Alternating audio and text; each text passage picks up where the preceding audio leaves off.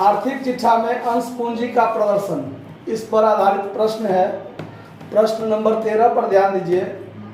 सवाल कहता है कि एक्स लिमिटेड की अधिकृत पूंजी 10 लाख दिया हुआ है, जो 10 रुपया में समता अंशों में विभाजित है। ये समता अंश पर आधारित प्रश्न है। कंपनी ने 50,000 अंशों का आवेदन आमंत्रित किए हैं, मतलब निकाला है बेचने के लिए। 40,000 अंशों के लिए आवेदन प्राप्त हुए हैं। सभी याचना की गई, यथाविधि प्राप्त हुई।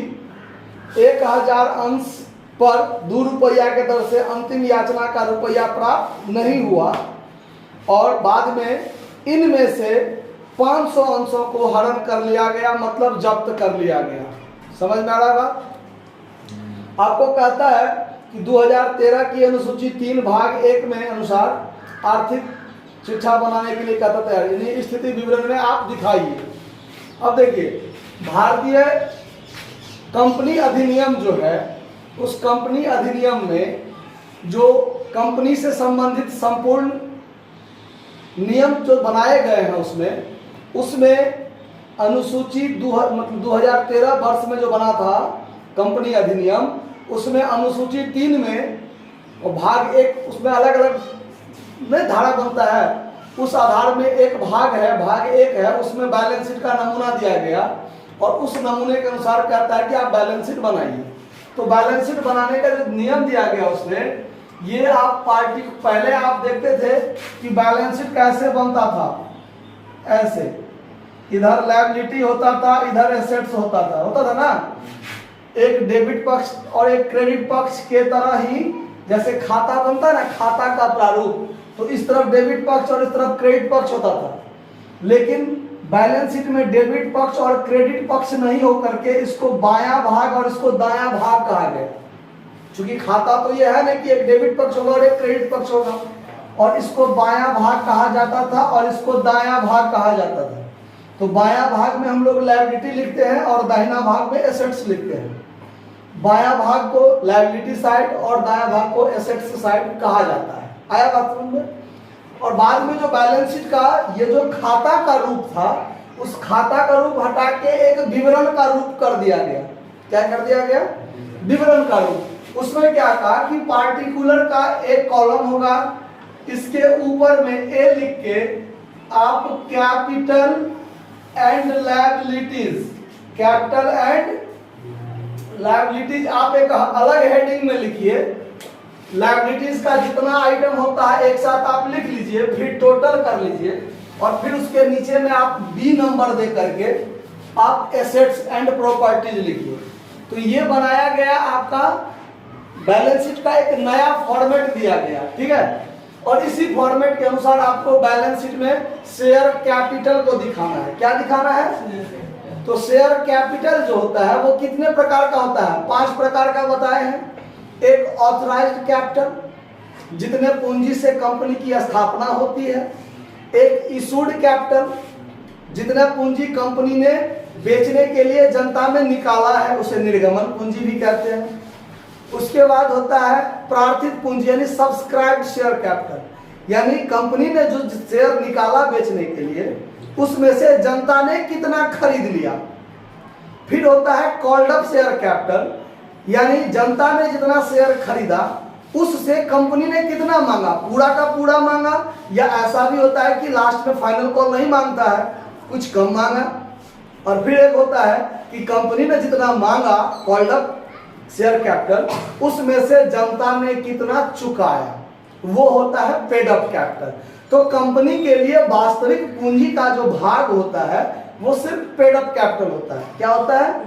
पेड अप कैपिटल, यानी जनता ने कितना चुका दिया है आपको वो दिखाना है, मात्र paid up capital, share capital. और ऑथराइज्ड, सब्सक्राइब्ड, कॉल्ड अप, ये सब जो होता है इशू सब, ये सब को आपको नहीं दिखाना है बैलेंस शीट में, ठीक है।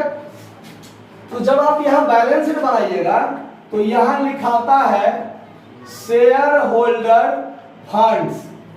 इसके अंतर्गत बहुत सारा चीज लिखाता है, जैसे शेयर कैपिटल, शेयर कैपिटल। तो इस शेयर कैपिटल में लिखाता है पेड अप शेयर कैपिटल। कौन शेयर कैपिटल?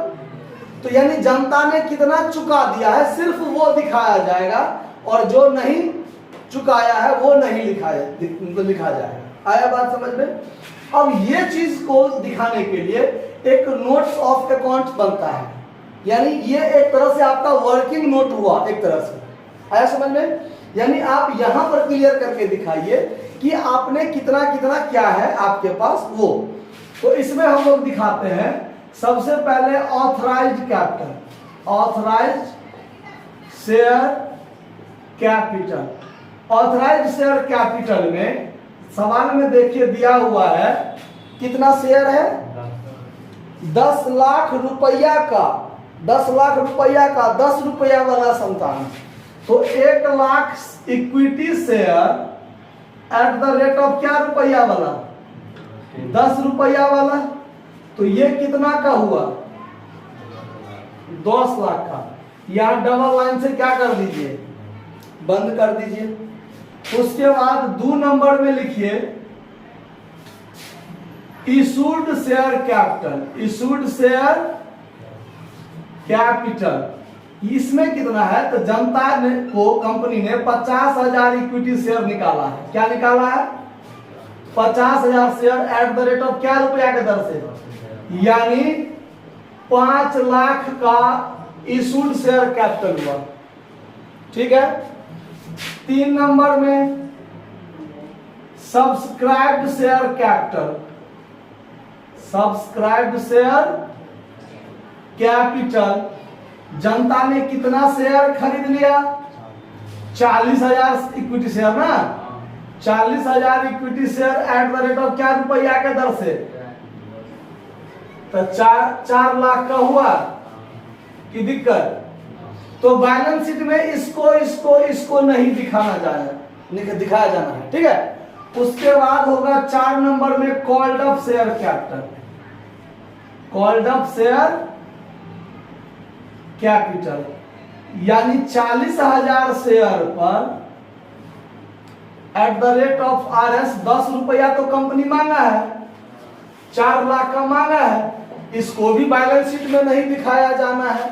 तो बैलेंस शीट में दिखाया जाना किसको है, तो दिखाया जाना है 5 नंबर में कौन सा चीज, paid up share capital, called up paid up share capital, balance sheet में ये दिखाया जाएगा।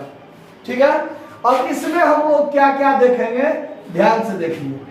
40,000 शेयर जो कंपनी ने शेयर पर जो पैसा मांगा है, उसमें सवाल में दिया हुआ है कि 1,000 अंश पर 2 रुपया के दर से अंतिम याचना का पैसा नहीं आया, मतलब 1,000 गुने 2, 2,000 नहीं आया, 2,000 आया। बात समझ में? इसका मतलब 4 लाख में 3,98,000 तो आया होगा, तो वही 3,98,000 क्या होगा, अंश पूंजी का भाग होगा, अंश पूंजी का।